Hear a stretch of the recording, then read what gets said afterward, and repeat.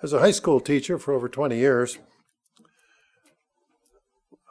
you generally saw the same students every day.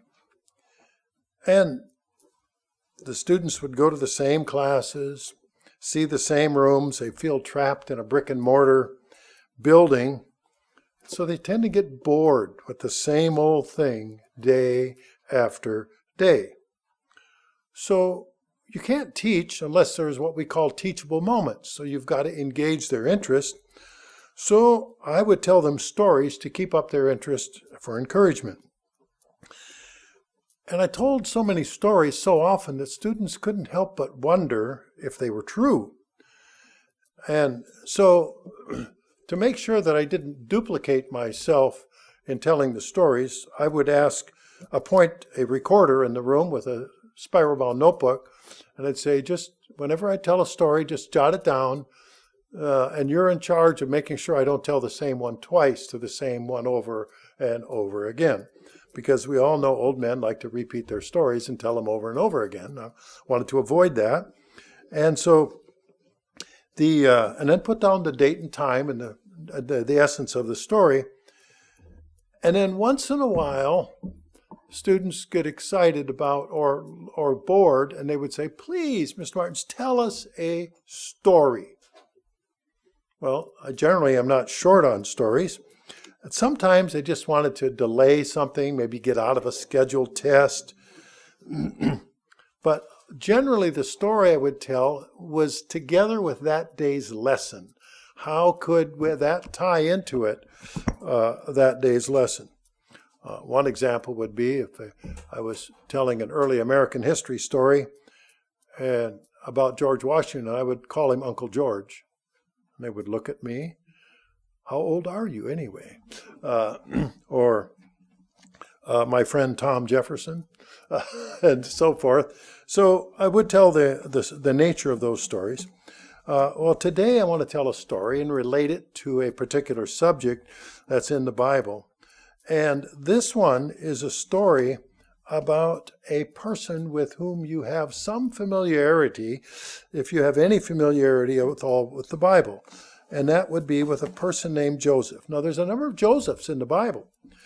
And each one of them is a remarkable story in itself. There's Joseph, the husband of Mary, who was present at the birth of Jesus Christ, raised the Jesus as his son.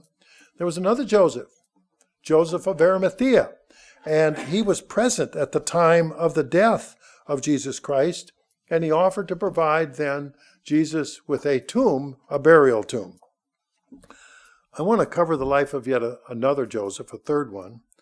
We call him a biblical patriarch, the 11th son of Jacob, the grandson of Isaac, great-grandson of Abraham. I want to look at the stages of Joseph's life and see how each stage of life holds lessons for us. When I was 15, my parents thought it would be a good idea that I went to summer camp. And so I had my first plane ride, and I got on a plane in Minnesota and flew to Colorado. And I went 2 weeks to a summer camp at Manitou Springs at the foot of Pikes Peak, real close to the Garden of God. Garden of the Gods is the park. And the director of the camp there had it wasn't a church-affiliated one, but it was religiously affiliated. And he said, if you want to remember the life of Joseph, just remember the 3 Ps. Well, he had my attention. I know the alphabet, 3 Ps. He said, when Joseph was young, they threw him in a pit. Then he went off to Egypt, and he was wound up in Potiphar's house, off to Pharaoh's, and then he went to prison, Pharaoh's court, and then he wound up in a pine box. You know, I'm going, oh, these are the Ps, a number of Ps. Well, today I want to look at 8 Ps that are memory points of life for Joseph to give us an understanding of how this Joseph is a precursor model of the life of Jesus Christ. Well, so all of 8 memory points here are going to start with the letter P. And the first one I came up was parents. We can't pick our parents, and neither could Joseph. If we turn to Genesis 29, Genesis chapter 29, The story of Joseph goes back to when his father Jacob fled from Jacob's twin brother Esau and went to the uncle Laban's house in a far land. And it's an uncomfortable story. If we read in Genesis 29, in many ways, it's a heart-rending story of love, betrayal, and difficult circumstances. And if we go down to Genesis 29 and verse 6, and while Jacob was there, he met and became enamored with a young woman named Rachel. And we've all heard stories about how Jacob worked 7 years before Rachel's father would allow them to be married. And it was a romantic story with intrigue. You can see he was motivated to work hard for 7 years, prepare for a bride. And then there was the wedding feast. But the morning after the feast, Jacob woke up and realized he was married to the wrong sister. He was married to the older sister, Leah. And that had to be a fine howdy-do right there. The scriptures do not spell out the details. So I can only speculate, and I would call it speculation, that Jacob's senses might have been dulled by the partying done at the wedding feast, that and, of course, the veil. And so I'm also going to speculate that Leah was more than a willing participant in this because she was the older sister, and in that culture, you don't marry the younger sister till the older sister's married off first. And so that was the cultural issue there. And Leah had remained unmarried for the entire 7-year betrothal of Jacob's to Rachel. And of course, as we know that, their father Laban says, oh, well, if that's the case, you just serve me another 7 years and you can have the other sister for wife. Gulp. Well, that's not exactly the romantic way to start a relationship, but that's reality. The second P, about the life of Joseph, that's his father. Father was Jacob. The second P is in Genesis 30, and these are the unusual circumstances of the pregnancy that resulted in the birth of Joseph. Now, in Genesis 30, we read about Jacob and Leah. Leah, the first wife, had 6 sons and a daughter, at least one named daughter. The Bible often doesn't name all of the daughters, so we know that there was at least one daughter. And Rachel, the second wife, was barren. She didn't have any children for many, many years. Well, and if we look elsewhere in the Bible, we hear about women who are barren that have prayed heartily and then and were healed of that barrenness and then had children. And I'm thinking of the birth of Samuel and his mother Hannah. If we look in Genesis 32 and verse 22, by the time Joseph then was born of his mother Rachel, Jacob already had many children, and by then he himself was now an older than average father. So the circumstances of the pregnancy caused him to be a much younger brother. The third P that I have down for Joseph's life is I put the preeminent son. He was a favorite son. Well, it was a long time in coming with Jacob and Rachel. And normally, and according to inheritance laws, Jacob's eldest son with Leah would be Reuben, would be the inheritor of Jacob's estate. It's called the law of primogeniture, and therefore the firstborn would have the primary inheritance. And historically, that's standard in many cultures, where the firstborn would have an inheritance, and in some places, some cultures, the oldest inherits everything. That happened with my great-grandfather when his parents, ironically, his father was named Joseph, in West Prussia, in Europe, and Joseph, Martens, had a son, and unfortunately his wife died. Well, he couldn't raise a little boy himself, so he married a second time, and they were married for many years, and he had a second son, and unfortunately the second wife died. He remarried a third time and had a third son. And when that little boy was 2, he died. So who inherits the estate? You have 3 sons, 3 mothers, and it was the oldest son inherits the estate, everything. The other 2 sons are on their own. Historically, what many of them did is they would go into the military. They would, some of them would go, if they were Roman Catholic, they would go into the priesthood. They had other options, but the eldest son would be the inherited one. In the case of the Martens background, there were 2 Martens brothers that didn't inherit, so one went to Brazil and one went to America. And I'm the result of the one that went to America. But I can say that that Joseph in West Prussia's 3rd wife was named Mary, so I'm a descendant of Joseph and Mary. Goes back a ways. But if we look here, Joseph, and normally Reuben would have been the firstborn of the family, but he disqualified himself as the primary inheritor. And Joseph then was the firstborn son of the 2nd wife, so he became then the primary inheritor, and this alone would make him a very special son and would cause him to be disliked or hated by his, indeed, older brothers. And we can read on about in Genesis 37 and thereafter about his father made him a coat of many colors. You know how hard it is to find lots of different colors in that society?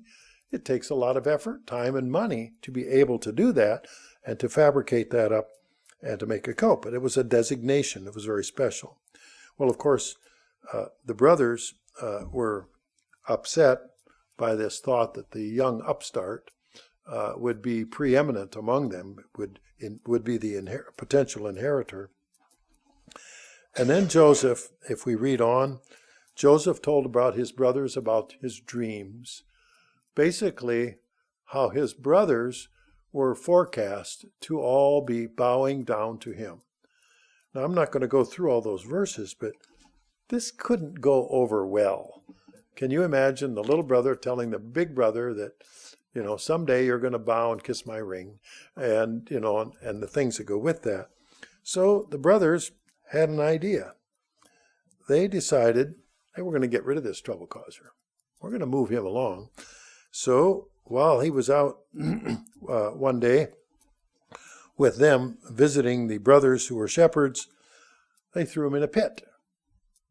A pit means he couldn't get out on his own. It's a hole in the ground, presumably a limestone pit in that part of the world, and they kept him there. So what would you do if you're stuck in a pit? You can't get out? Couldn't do much. So what did Joseph's brothers do? They sold him to their cousins, a second cousin, the Ishmaelites. These were traders, on their camels, and they were heading to Egypt. Great way to get rid of the little naughty little brother in their mind. So they sold him, made a few bucks off the deal, but they kept the coat of many colors. And so, and off Joseph went as a slave to Egypt. And they showed their father, well, wild animal must have got him. They put some spilled blood on the coat. Too bad, so sad, well, he's gone. They weren't crying, but the father was very upset. We go on to Genesis 37, and we go in verses 5 through 36. What happened when Joseph got to Egypt? They sold him to a fellow named Potiphar. Now, Potiphar was obviously a well-to-do fellow, but this circumstance was he turned out to be a very valuable helper or slave or servant, as it were, in Potiphar's house. And so he rapidly, because Potiphar found that he was a good decision maker, he could solve problems, and he put him in charge of Potiphar's household. And Potiphar's wife really took a liking to young Joseph. And she wanted him to commit adultery with her and grabbed him by the coat and said, "Come with me, my husband is gone." And he knew that was wrong, so he left in a hurry, but she held on to the coat. Now, so that he couldn't ruin her reputation, as it were, she told the husband, Potiphar, when he got home, the rat tried to rape me, and here's his coat. And I escaped. And the Potiphar didn't exactly believe in his wife, because that would have been the death penalty. So he did agree to throw him in prison. So Joseph went off to prison. So we go from Potiphar's house to prison. If we read then in Genesis 39, in Genesis 39, we read a story about Joseph's life in prison. Now, I don't know how you imagine life in prison to be. I'm suspecting it's not a well-balanced diet with friendly people serving your every need. I'm going to suspect that it's uncomfortable and rats are crawling around and other environmental problems and unsavory people. And while he's in prison, if we read in Genesis 39, he had acquaintances. And acquaintances, one of them was one of Pharaoh's wine taster and another was Pharaoh's baker. Well, what do they have to talk about all day? What are you in here for? Well, what are you in here for? Kind of thing. So they're asking each other why they are in prison. And the wine taster and Pharaoh's baker were bemoaning that they were in prison. And they're all, of course, claiming innocence. But and then we move on to, there was a time that Joseph then predicted. He said, you'll get out. You will be freed. And when you get out, please remember me. And when the baker was freed from prison and he went back to Pharaoh's court, he said nothing about Joseph. And the wine taster, when he got out of prison, he remembered Joseph. And the Pharaoh then had dreams. And they said, oh, we know a guy that can interpret dreams. He correctly interpreted our dreams and said we could that we could escape. And so the Pharaoh said, that sounds like a guy I need to talk to, because I need somebody to interpret my dreams. And so Joseph then was called upon to interpret Pharaoh's dreams. Well, Pharaoh learned to trust Joseph at that point and said, you know what, you need to come and work for me. Just like Potiphar wanted Joseph to work for him, Pharaoh said, you know what, you need to come and work for me. And Joseph ranked up very high in Pharaoh's palace. And basically in Genesis 41, Joseph was set in charge of the governmental affairs in Egypt. And he was even put in charge of Pharaoh's household. The Pharaoh trusted him with everything. Now, can you imagine trusting when you're probably one of the wealthiest people in the known world, and you have somebody you can actually trust, and this is a foreigner who's not going to stick a knife in your neck while you're sleeping? I mean, this is a big responsibility, a huge amount of trust. And so you have this from Potiphar's house to Pharaoh's palace, and the amount of trust that Joseph has there. You say, well, why even have all of this story? So what does it matter? But Joseph was placed in Egypt for such a time, a future time, as was critical for the children of Israel. Jacob's name was changed to Israel. And so they were suffering a severe famine, meaning not enough to eat.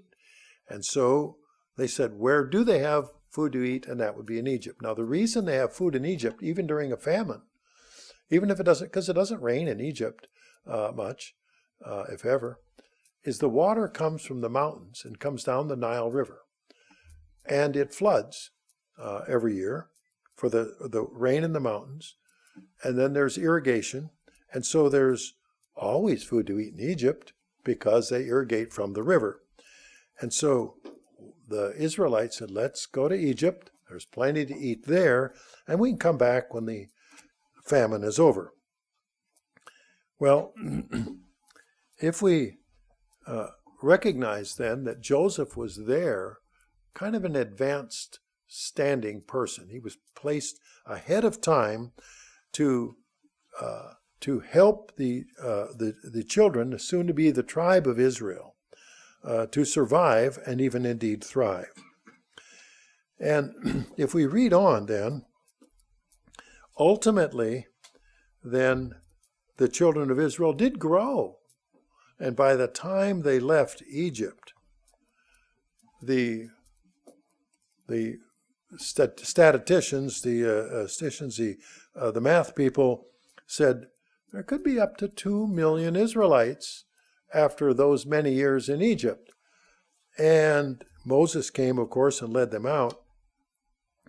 And if we take a look, I'm going to turn to Genesis 49 here, because there came a time when Joseph, I'll flip to it.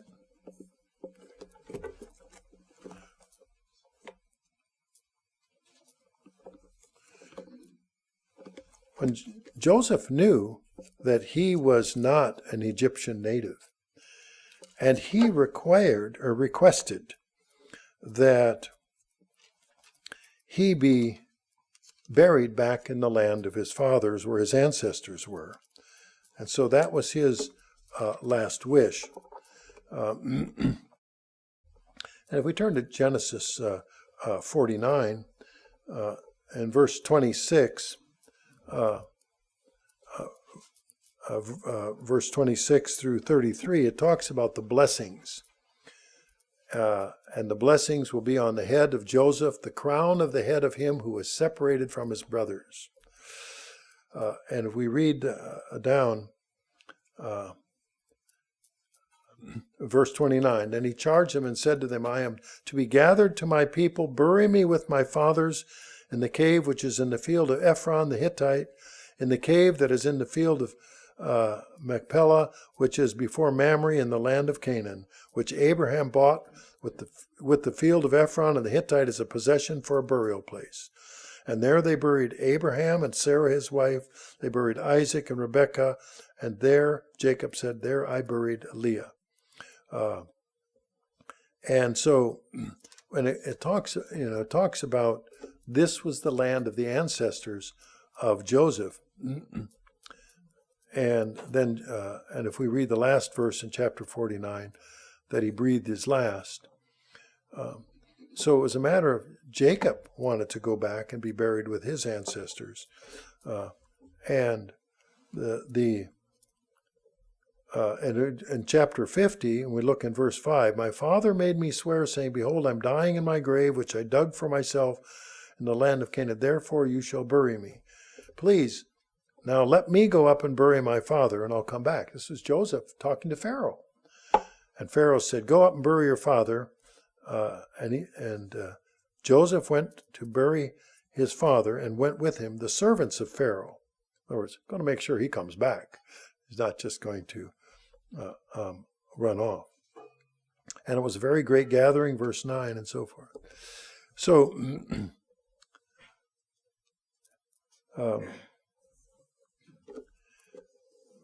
verse 20, let's see, chapter 50.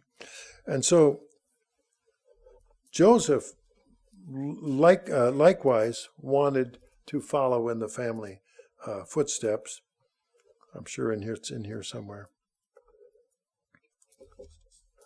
And so in verse 26, here we go, verse 25. And Joseph took an oath from the children of Israel, saying, God will surely visit you, and you shall carry up my bones from here. This is from Egypt. Verse 26, Joseph died, being 110 years old, and they embalmed him, and he was put in a coffin in Egypt. And of course, as we read on and find that they carried that with them through the Israel all the way back to be buried with his ancestors.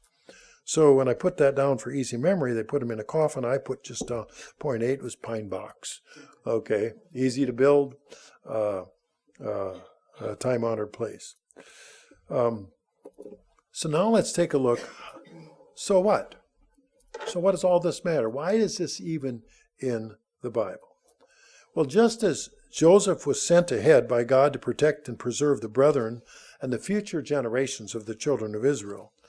So was Jesus the Christ, sent to earth to protect and preserve his spiritual brethren, the spiritual children of Israel. So I want to take a look at some of the parallels between the life of Joseph and the life of Jesus Christ. First of all, the parents. Remember the 8 P's we looked at. The patriarch Joseph's parents came together in an unusual manner, and so were Christ's parents especially selected. In fact, if we read in Matthew 1, verse 19, Joseph of Nazareth was a just-minded man. He didn't put his future wife when they found out she was pregnant, when she explained she was pregnant of the Holy Spirit. If we read Matthew 1:19, we read, or Luke 1:28, Mary was also selected, especially selected to be the mother of Jesus. So we're given this special selection process. The second P that's in Joseph's life, as well as Jesus, and that is pregnancy. Jesus the Christ was a result of a miraculous pregnancy. Not expected. Wow, this is just could never happen. We read that in Matthew 1, verses 18 through 21. So it was a miraculous or very unusual pregnancy. The third characteristic of Joseph and Jesus was the right of primogeniture, the preeminent son. Well, Jesus was the firstborn of many brethren with the right of primogeniture. And we know that if we look at Romans 8:29. I'm not going to go through all of these for time. Colossians 1:15, Colossians 1:18, Matthew 3:17. But Joseph inherited that same position, being the firstborn of Rachel and the inheritor. Now, although Jesus Christ is the firstborn of our spiritual brethren, we are all the favorite of God, and he wishes that we would all come to him and that none would perish. We read in Hebrews 12:23, and followed up in 2 Peter 3:9. So we can be part of that firstborn because the church of the firstborn, the church of God, is described as part of that inheritance. Then there's the pit. Joseph was thrown in the pit. A hopeless situation. Couldn't get out of that pit. And so what did Jesus Christ, what happened to him? He was in a seemingly hopeless situation as a baby, just as an infant when he was what? Just a toddler. And King Herod said, you know what? I'm going to slay every child under 2 years of age just to make sure I got the potential to overthrow him. And so, can you imagine nobody your age? Because they're all slaughtered. And that's what happened in Israel at that time when King Herod, in Matthew 2, verses 13 through 24, which reminds me of the movie that you may have seen maybe 30 years ago, I don't know, called Enemy of the State. He's on the run.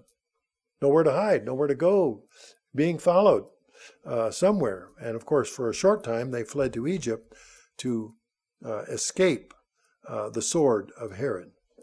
The fifth, so that's being in the pit, in a bad situation. The fifth characteristic of Joseph was in Potiphar's house. Now, Potiphar's house for Joseph was a difficult situation because he was put in a place here where he had responsibilities. And we read about in Luke 4, verses 1 through 13, that he was falsely accused, but he left his coat behind. Okay? In other words, there was a piece of evidence that made him look guilty, and it could have cost him his life, but he was thrown into prison. Jesus Christ was also tempted, as it were, and similarly resisted temptation. We read about in Luke 4 about the temptations in the wilderness and Satan's many temptations. So the sixth characteristic of Joseph Joseph was thrown into prison. Well, Jesus has demonstrated that we can escape the evils of the world by following God's law and living the right way of life. Joseph somehow did well even in prison. Even though he wasn't immediately rescued, he was in prison for years. Not a comforting thought, to be in prison for years. But Jesus Christ has demonstrated there is a way by following him.